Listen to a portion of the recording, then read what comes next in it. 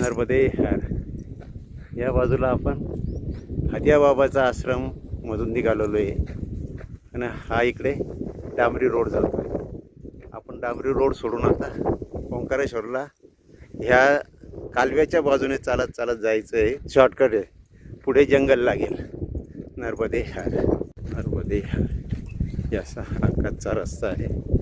एक बाजूला कालवा, एक बाजूला एक छोटंसं जंगल.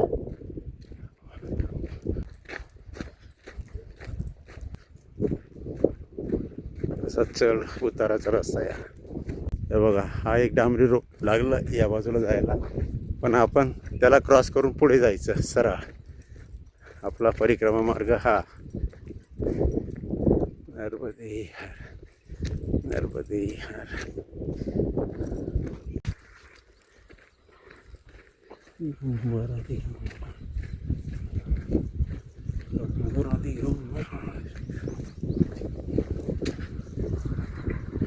नर्मदे हार.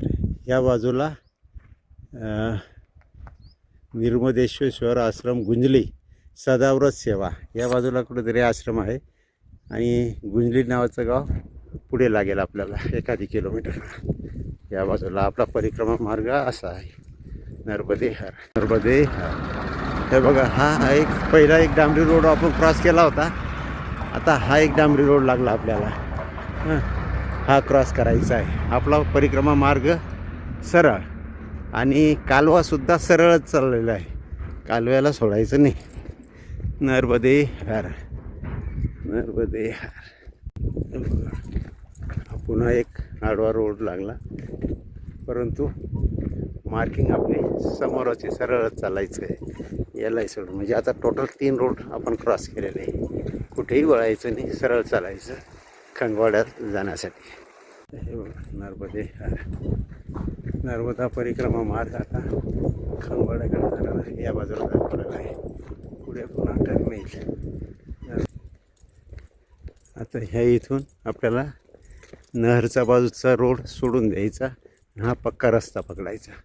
नर्मदे हार. इथं बोर्ड पण लावलेलं आहे बघा, नर्मदा परिक्रमा मार्ग.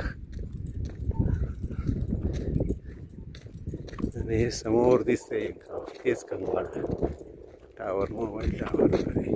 नर्मदे हार. शेवटी आपण खंगवाड्याला पोहोचलो बघा. हे खंगवाडा गाव.